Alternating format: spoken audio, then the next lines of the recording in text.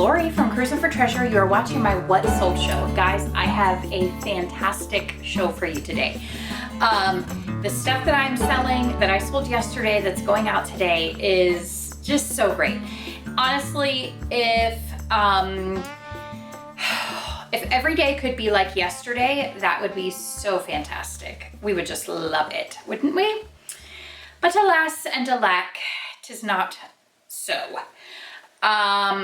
So according to eBay, my total sales for yesterday, now this includes shipping. My total sales for yesterday were $579.59. Just fantastic.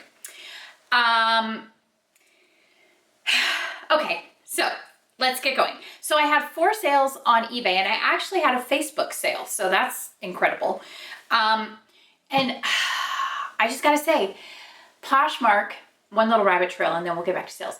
Poshmark, I had a guy open a case against me, and he said, initially his claim was that I sent him I shrunk the belt that I shipped him.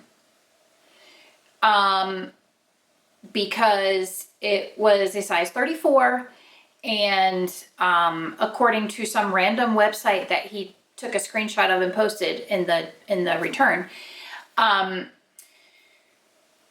size 34 belt is supposed to be 43 inches. Well, my belt was 3 inches too short, so it must be counterfeit. But mind you, this belt is from like this tiny little boutique, I think, from what I could tell, in South Carolina. No one is, it might not be tiny, they have a website and whatever, but no one is counterfeiting their belts, and the belt is not shrunk. It's literally leather and a woven belt strap. It's not shrunk. And also, by the way, measurements were in the listing. So I thought it would be an easy open and shut case for Poshmark because the belt didn't fit. But because he threw in all these words of, I misrepresented it, and then the more upset he got, it was fraudulent. I'm a fraudulent seller. I'm selling counterfeit items.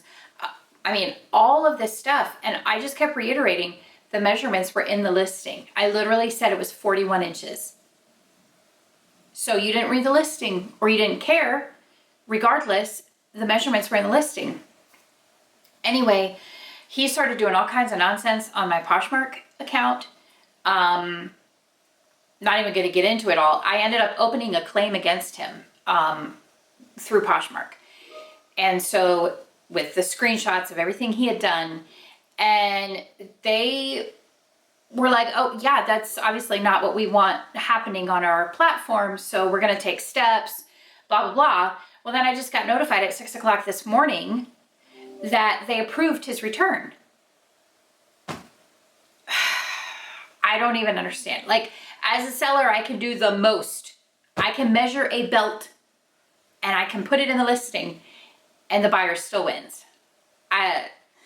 It's very frustrating when that happens, incredibly frustrating.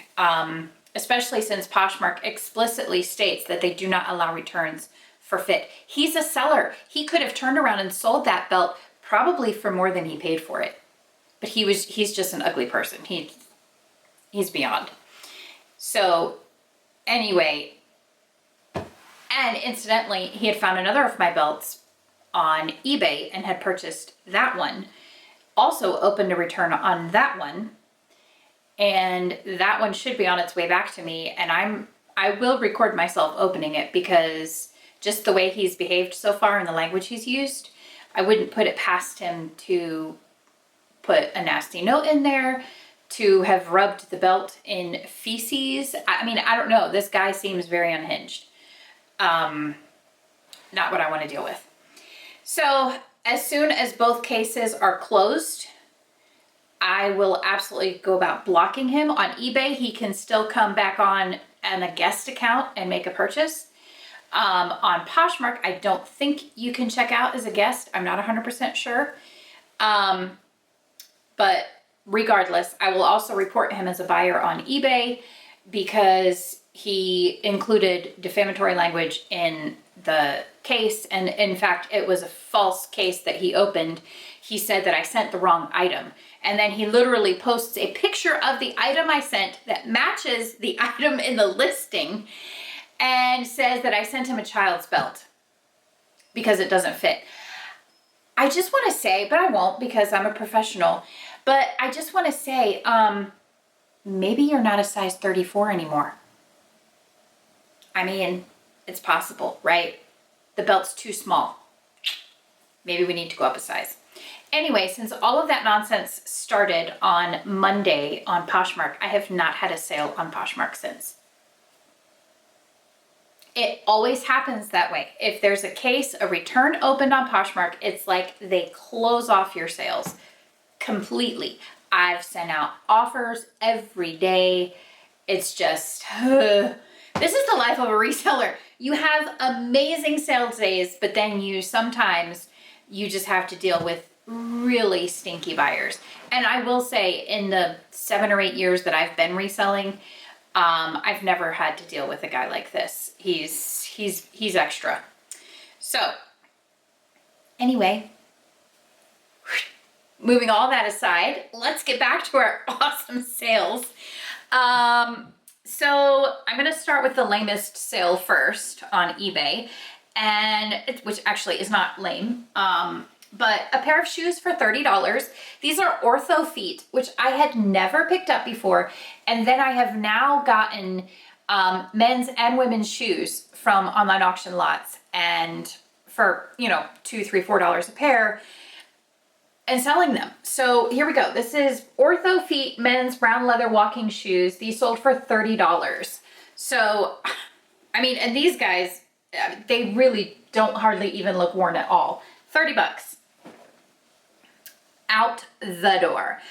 Okay, let's see. The next lot, or the next item, this one, I actually had it listed for a long time. Nobody bought it. I had it priced at $135. And I'm at the point right now where I just want to get rid of things. I don't want to hang on. Like, I want to make a profit and get it out. I'm not personally attached, especially if it's been around for longer than a month. So this one is, I can't pull out the whole thing, but it's original Xbox with controllers, 4 wireless controllers. It has 9 games and then the console. So, and again, I had picked that up from an online auction. And you know what? Let me just look up on my spreadsheet and see exactly how much I paid and how long it's been listed. Original Xbox. I paid $10. So $10 into $85 plus shipping. And oh, look at that. I've had it for a year. So what goodbye and good riddance, or what is that? What's that phrase? Out the door. That's what it is. It's out the door. $85 plus shipping, paid $10. Yes. This is why I love online auctions. Okay. I love it. Okay. Speaking of auctions, I actually ran an auction on this item. I picked this up at Goodwill for $13. And I did not realize until I got home that it was missing a wheel. But I did a Google search in Goodwill, and oh my stars, this guy was worth so much money, and that's why I paid $13 for it. So when I saw the missing wheel, so I did more research, and I realized that even ones in really bad condition were still selling for way north of $100. We're talking a couple $100. And in great condition, forget about it. Crazy amounts. So I was like, you know what? I'm going to just do an auction because I don't know what to price it at, to be honest. Missing a wheel, what does that mean? Like, how hard is it to get an original wheel to go on this truck? I have no idea. So I threw it up on auction. Immediately it got interest. So many watchers immediately. It ended up, the highest number of watchers was 78 watchers. And I believe I started it at $29.99. That way at least I'm making a profit. And it ended yesterday at $124.49. So I almost 10 times my money. So definitely keep your eye out. This is Tonka State Highway Department. It's a pickup truck. It's got the light on top. And obviously there are a lot of condition issues, but guys like to get these and maybe keep it in the state it comes in, or they like to refurbish it, which I don't really care what you do with it. Just pay me $124.49 plus tax, plus shipping. So that's awesome. Okay, now this next item, let's see, let me look this one up because I forget how much I paid. I paid $26. It's been listed since May. I got it from an online auction. Okay, let me make sure of that. Yes, I got it from an online auction, paid $26. I can't even believe that I won this for $26. It is a set of stainless flatware from Reed Barton, which is a great brand to buy from. Oops, I have it upside down. Okay, it's so heavy. 63 pieces of flatware, and almost all of them are new, never been used. And the pattern is really pretty. It's Kings, K-I-N-G-S. Really pretty. And I had these listed for $269.99, I think. And someone sent me a question. They are fairly local to me. They're the next county over, and they wanted to know if I would do local pickup. And I was like, no, I'm not interested in doing local pickup for various reasons. The primary one being after this situation with the buyer on Poshmark, I don't want people knowing, I don't want people coming to my house. And you might be the nicest person in the world, but I just have no interest in doing that. But I sent her an offer for $225, and she quickly accepted, paid. And I told her, I was like, I don't do local pickup, but I promise I will ship it out the very next day. So $225 plus shipping, and that is stinking heavy. So she paid over $20 to ship it, and she's the next county over. So, which, you know, I'm sorry that that you couldn't come to my house to pick it up, but I'm not doing that, right? Okay, so those are my eBay sales. What do you guys think? Would you have sourced any of those? And what is fantastic to me is everything I sold on eBay yesterday is from a different category. I love that. I hate getting bored. Honestly, one of the hardest things about online auction sourcing primarily is you get a whole lot that's in one category because you bid on a lot of items. So you get like 10 pairs of shoes. You get 10 pairs of J. Jill Pontknit pants that I had the other day. It's like, and then when it comes time to list, you're sitting down there and you're like, oh, when am I going to be done with these shows?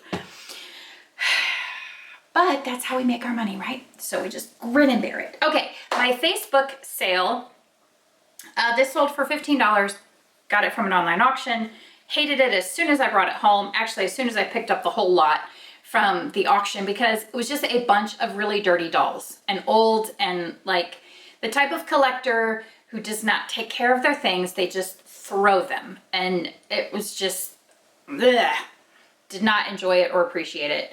And so consequently, a lot of the items that I picked up were actually not worth that much. $15, this is Bozo the Clown. A genuine Bozo the Capitol Clown. And he's actually from Capitol Records, which is interesting. Anyway, $15 on Facebook plus shipping. So he's going out the door. I think I paid $1 a piece. Anyway, guys, thank you so much. You just don't even know what it means to me. when people watch our videos. We are so appreciative. Make sure you hit the subscribe button because lots more fun stuff coming. We are just ramping up our sales, ramping up our listings.